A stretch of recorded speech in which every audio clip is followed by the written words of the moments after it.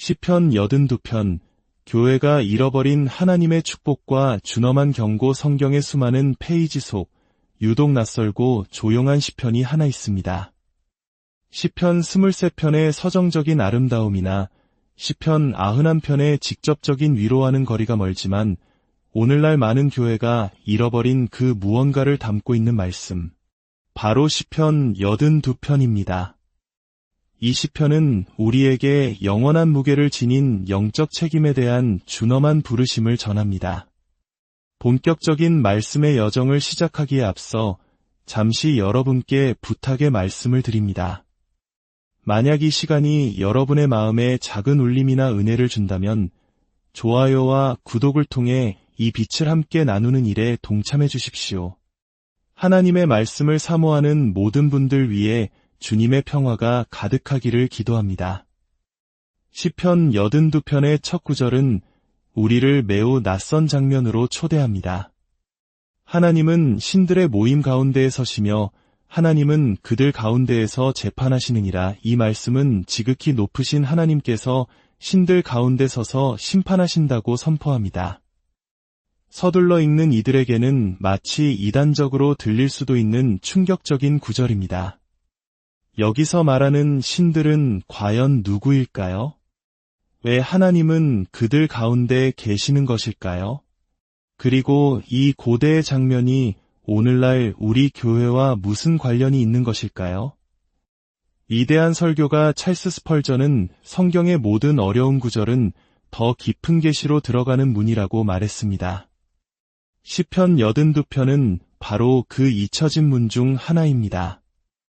여기서 언급된 신들은 이방의 우상이나 하늘의 천사들이 아닙니다. 히브리어 원문은 여기서 엘로힘이라는 단어를 사용하는데 이는 하나님의 신적인 권위를 위임받은 인간들, 즉 재판관, 지도자, 통치자들을 가리킵니다. 그들은 이 땅에서 하늘의 정의를 대리하도록 하나님에 의해 세워진 존재들이었습니다. 바로 여기서 시편이 고발하는 영적 스캔들이 시작됩니다. 하나님의 보좌를 이 땅에 반영해야 할 그 신들이 실패하고 있었던 것입니다.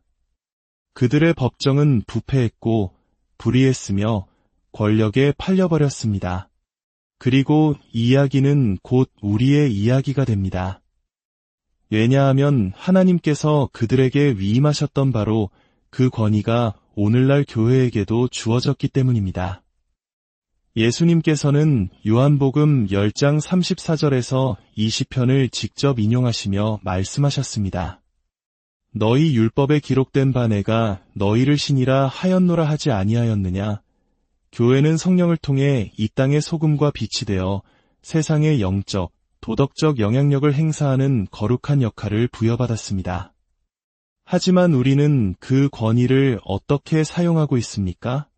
시편은 하나님께서 단지 하늘에서 지켜보기만 하시는 분이 아니라 친히 인간들의 회중 가운데로 들어오셔서 심판하시는 분임을 보여줍니다. 그분은 여기서 세상과 대화하지 않으십니다. 그분은 자신의 대리자들, 바로 당신의 백성에게 말씀하고 계십니다. 이것은 매우 중요한 사실입니다. 스펄전은 하나님의 가장 큰 심판은 이교도들의 세상에서 시작되는 것이 아니라 당신의 이름으로 불리는 집, 즉 교회에서 시작된다고 경고했습니다. 현대 교회는 천국에 대해 노래하지만 하늘의 정의를 이 땅에 가져오라는 부르심을 받았다는 사실은 잊어버렸습니다. 부흥을 위해 기도하지만 하나님 나라의 윤리를 소홀히 합니다. 영적인 능력을 갈망하지만 그에 따르는 영적인 책임은 외면합니다. 시편 82편은 바로 그 잊혀진 책임을 향한 하나님의 신성한 소환장입니다. 주님께서 그들을 꾸짖으시며 말씀하십니다. 너희가 불공평한 판단을 하며 악인의 납보기를 언제까지 하려느냐? 만약 오늘날 많은 교회의 강단에서 이 구절이 읽힌다면 아마도 정치적으로 올바르지 않다는 비판을 받을지도 모릅니다. 하지만 하나님께서는 당신의 백성, 당신의 사역자들, 당신의 지도자들에게 묻고 계십니다. 억압받는 자가 짓밟히고 고아가 무시당하며 정의가 왜곡되는 것을 교회가 침묵하며 언제까지 지켜보기만 할 것이냐고 말입니다. 이것은 정치적 행동주의에 대한 이야기가 아닙니다. 이것은 영적 책임에 대한 이야기입니다. 하나님께서는 우리의 영적인 축복이 우리의 영적인 진실성에 달려있다고 말씀하고 계십니다. 시편 82편에 잊혀진 축복은 물질적 번영이나 종교적 지위가 아닙니다. 그것은 하나님의 형상을 신실하게 지니고 살아가는 축복입니다. 어두운 세상 속에서 하늘을 대표하는 특권이자 무거운 책임입니다. 이것을 이해하는 교회는 단지 기적만을 구하지 않습니다. 정의를 구합니다. 단지 기름 부음만을 원하지 않습니다. 거룩한 성품을 원합니다. 단지 성전을 가득 채우는 것을 넘어 억압된 마음들을 해방시키기를 원합니다. 왜냐하면 인격이 따르지 않는 권위는 찬탈에 불과하며 진리로 하나님을 대표하지 않는 교회는 그분에 의해 엄격하게 심판받을 것이기 때문입니다. 스펄전은 강단이 하나님께서 온 나라에 말씀하셔야 하는 보좌와 같다고 말했습니다. 하지만 오늘날 많은 강단은 예언자적 목소리를 잃고 그저 세상 문화의 메아리만을 울리고 있습니다. 교회는 세상을 반영하도록 부름받은 것이 아니라 하나님 나라의 빛으로 세상을 직면하도록 부름받았습니다. 시편 82편은 성경에 잊혀진 페이지 속에서 우리에게 외치고 있습니다. 너희의 사명으로 돌아오라. 너희가 누구인지 기억하라. 단지 교회처럼 보이는 것으로는 충분하지 않다. 사람들 앞에서 하나님의 이름을 지닌 자답게 살아야 한다.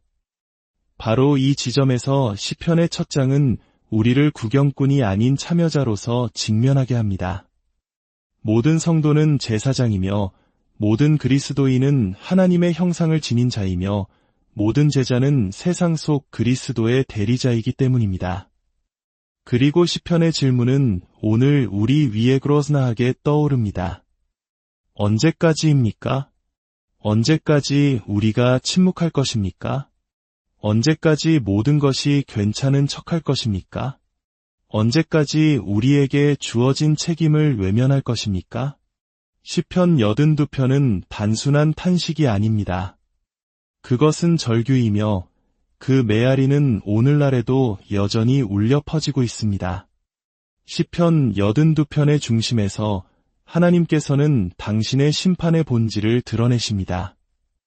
이것은 멀리 있는 악인들을 향한 하나님의 분노가 아닙니다. 마땅히 의로워야 할 자녀들에게 실망한 아버지의 마음입니다. 하나님께서는 외치십니다. 가난한 자와 고아를 위하여 판단하며 곤란한 자와 빈궁한 자에게 공의를 베풀지며 여기에 바로 잊혀진 영적 축복의 심장이 있습니다. 참된 믿음의 표현으로서의 실천적인 정의. 스펄전은 눈에 보이는 열매 없는 살아있는 믿음은 존재하지 않으며 성령의 가장 분명한 열매는 행동으로 변하는 긍휼이라고 말했습니다. 하나님의 사랑에 대해 노래하는 것만으로는 부족합니다.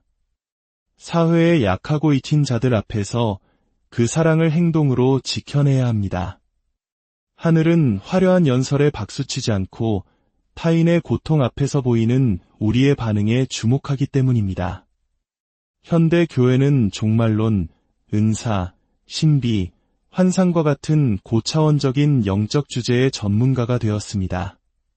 그러나 종종 하나님께서 친히 신성하다고 여기시는 단순한 기초들, 즉 정의, 자비, 진리를 소홀히 합니다. 시편 기자는 능력 있는 예배가 아니라 용기 있는 행동에 대해 말합니다. 은사가 아니라 태도에 대해 언급합니다. 가난한 자와 궁핍한 자를 구원하여 악인들의 손에서 건질지니라. 이것이 바로 하나님께서 기대하시는 영성입니다. 기도하기 위해 무릎을 꿇지만 행동하기 위해 일어서는 믿음. 경배의 산에서 내려와 손을 뻗어 고통의 골목으로 들어가는 믿음입니다. 이는 마치 하늘의 뜻을 받아 백성을 다스려야 할 군주가 그 소명을 잊어버린 것과 같습니다. 진정한 경건함은 정의가 부재한 곳에는 존재할 수 없습니다. 작은 자들을 변호하지 않는 믿음은 믿음이 아니라 연극일 뿐입니다. 이 말씀은 우리를 직면하게 합니다. 불의와 맞서는 것보다 교리를 논쟁하는 것이 훨씬 쉽기 때문입니다. 종교적인 공간에까지 자리 잡은 부패한 구조를 건드리는 것보다 정해진 예배의식을 지키는 것이 더 편안하기 때문입니다. 그러나 하나님께서는 정의가 무시되는 곳에 당신의 임재가 머물지 않는다고 말씀하십니다. 진정한 기름 부음은 예배당 안에서만 나타나는 것이 아니라 우리가 연약한 자들을 어떻게 대하는지에서 드러납니다. 하나님께서 가난한 자를 구원하라고 말씀하실 때 그것은 요청이 아니라 신성한 명령입니다. 시편 82편 5절에서 우리는 충격적인 선언을 읽게 됩니다. 그들은 무지무각하여 흑암 중에 왕래하니 땅의 모든 터가 흔들리도다. 이는 마치 하늘이 절망 속에서 외치는 것과 같습니다. 보아야 할 자들이 눈이 멀었고 가르쳐야 할 자들이 혼란에 빠졌구나. 하나님의 대리자들이 비전을 잃어버리니 사회의 모든 기반이 무너지기 시작하는구나. 한 세대의 가장 큰 비극은 악인들의 스캔들이 아니라 의인들의 영적 무지입니다. 의인들이 보는 것을 멈출 때 악은 마음껏 자라납니다. 교회가 분별력을 잃을 때 혼돈은 아무런 저항 없이 자리 잡습니다. 이러한 영적 무지는 정보의 부족이 아니라 계시의 부재입니다. 그들에게는 율법도 선지자도 성전도 있었습니다. 예배의식과 전통, 직분도 있었지만 빛이 없었습니다. 이것은 우리가 얼마나 많이 아느냐가 아니라 얼마나 깊이 분별하느냐의 문제임을 보여줍니다. 얼마나 많은 성경 구절을 아느냐가 아니라 얼마나 많은 구절의 두려움으로 순종하느냐의 문제입니다. 성경을 알지만 성령 아래 살지 않는 교회는 불없는 신학체계, 영혼 없는 육체가 됩니다. 그리고 그럴 때 땅의 기초까지 흔들리게 됩니다. 교회가 진리의 기둥이기 때문입니다. 교회가 무너지면 모든 것이 흔들립니다. 흑암 속을 걷는다는 것은 반드시 끔찍한 죄에 빠지는 것을 의미하지는 않습니다. 그것은 방향 없이, 분별력 없이, 영적 민감성 없이 사는 것을 의미합니다. 그리고 이것이 현대교회의 가장 큰 위기 중 하나입니다. 우리에게는 화려한 행사와 컨퍼런스, 거대한 조직이 있지만 빛은 어디에 있습니까? 하나님의 영광을 향한 부르짖음은 어디에 있습니까? 성령을 근심하게 하는 죄에 대한 애통은 어디에 있습니까? 많은 이들이 무대 위의 조명 아래서 흑암 속을 걷고 영혼은 꺼진 채 찬양하며 굳은 마음으로 섬기고 있습니다. 영적 무지가 그토록 치명적인 이유는 그것이 매우 미묘하기 때문입니다. 영적 소경의 가장 큰 위험은 자신이 보고 있다고 생각하는 것입니다. 이것은 두려운 일입니다. 육신의 소경은 도움이 필요하다는 것을 알지만 영적인 소경은 하늘이 침묵하는 동안에도 계속해서 인도하고 가르치고 사역을 이어가기 때문입니다. 시편 82편 6절과 7절은 이 드라마의 충격적인 절정입니다. 내가 말하기를 너희는 신들이며 다 지존자의 아들들이라 하였으나 그러나 너희는 사람처럼 죽을 것이며 고관에 하나같이 넘어지리로다. 이는 그들을 높은 곳으로 부르셨던 하나님께서 이제 그들의 추락을 경고하시는 장면입니다. 그들은 신적인 권위를 부여받았지만 그 권위에는 책임이 따른다는 사실을 잊었습니다. 하늘의 대리인이라는 칭호는 가졌지만 땅의 주인처럼 살기 시작했습니다. 그 결과는 더없이 엄숙합니다. 심판으로서의 죽음, 선고로서의 추락, 주어졌던 축복은 잘못 사용되었기에 저주가 되었습니다. 이것은 과거에 대한 이야기가 아니라 오늘날 우리 교회에 대한 이야기입니다. 하나님은 여기서 평범한 사람들에게 말씀하시는 것이 아닙니다. 영적인 지위에 오른 자들, 그분의 말씀과 기름 부음, 신뢰를 받은 자들, 지존자의 아들들이라 불린 자들에게 말씀하고 계십니다. 이것은 우리에게 직분만으로는 부족하며 태도가 필요하고 사역만으로는 부족하며 경외함이 필요하다는 것을 상기시킵니다. 하늘로부터 온 영광은 경솔하게 다루어질 때 심판이 될 수 있습니다. 많은 사람들이 권위의 영광은 원하지만 책임의 무게는 거부합니다. 보냄받은 자라는 칭호는 원하지만 마치 자기 길의 주인인 것처럼 살아갑니다. 너희는 사람처럼 죽을 것이라. 이 말씀은 마치 성령께서 너희가 흙이라는 것을 잊었느냐고 외치시는 것 같습니다. 거짓된 영성은 교만을 낳고 영적 교만은 확실한 추락을 예고합니다. 그들은 잘못된 의미에서 스스로를 신이라 여겼습니다. 권위를 불의를 위한 방패로 사용했고 허영심으로 영광의 옷을 입었습니다. 그리고 하나님은 심판으로 응답하십니다. 하나님의 심판은 공평하며 교만은 언제나 추락으로 기결됩니다. 아마도 이 시편에서 가장 놀라운 점은 추락하는 자들이 세상의 악인들이 아니라 교회 안에 직분을 가졌던 자들이라는 사실입니다. 이것은 우리를 거룩한 두려움에 떨게 해야 합니다. 이것은 바깥 사람들에 대한 것이 아니라 안에 있는 우리에 대한 것입니다. 세상이 정죄받는 것이 아니라 지도력이 직면당하는 것입니다. 하지만 이 심판 속에도 자비로운 초대가 숨겨져 있습니다. 하나님께서 경고하시는 이유는 여전히 회복시키기를 원하시기 때문입니다. 그분은 추락을 선언하시기 전에 너희는 지존자의 아들들이다 라고 말씀하시며 그들의 정체성을 상기시키십니다. 아직 시간이 있고 기회가 있으며 돌아올 길이 있다는 것을 보여주십니다. 회개하라는 부르심은 언제나 주님의 입에서 나오지만 그것은 긴급한 부르심입니다. 추락은 예고 없이 굳어진 마음의 결과로 찾아오기 때문입니다. 시편 82편의 마지막 구절은 긴급한 간구입니다. 하나님이여 일어나사 세상을 심판하소서. 모든 나라가 주의 소유이기 때문이니이다.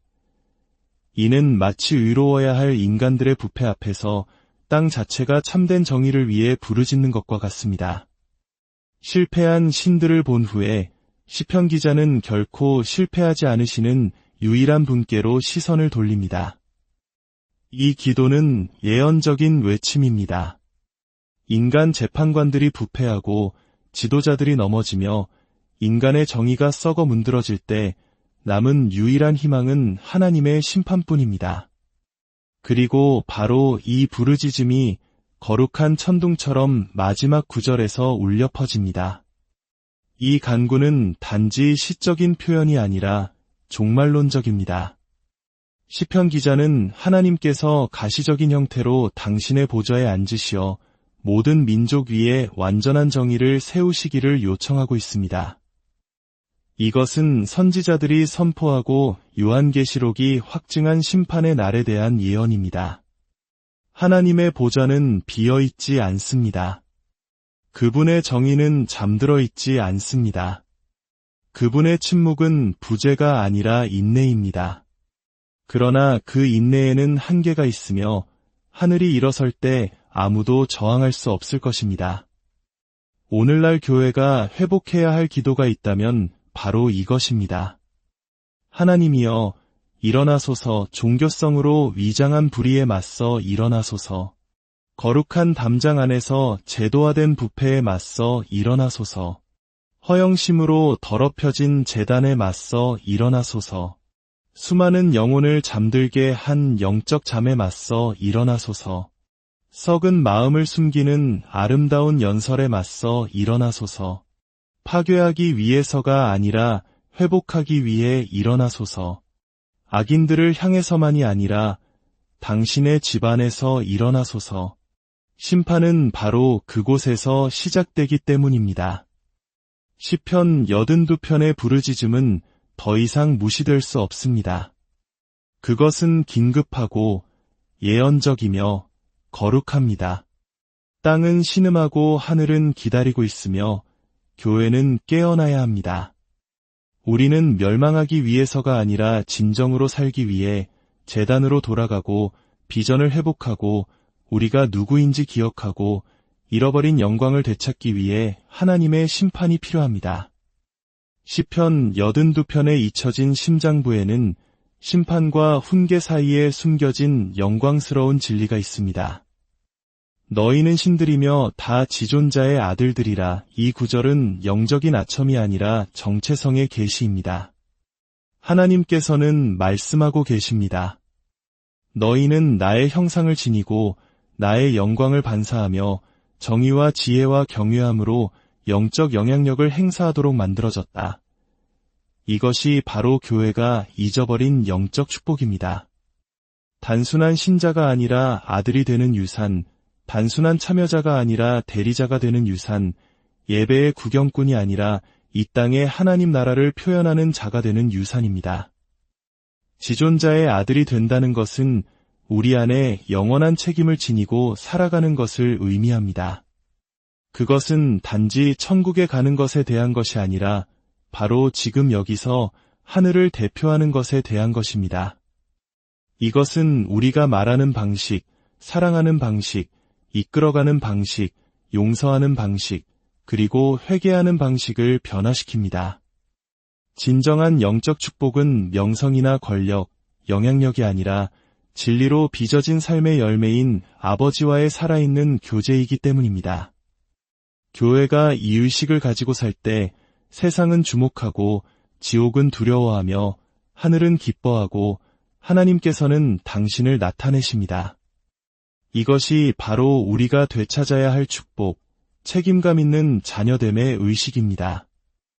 오늘 이 말씀을 듣는 모든 분들께서 스스로에게 진솔하게 묻기를 바랍니다. 나는 지존자의 아들답게 살고 있는가?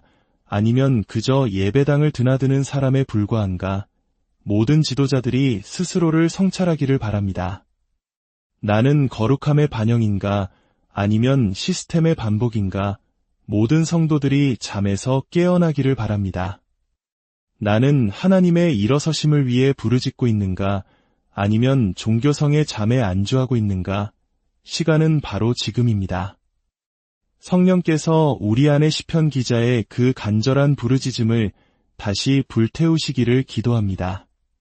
주님께서 오실 때 우리를 신실한 자녀로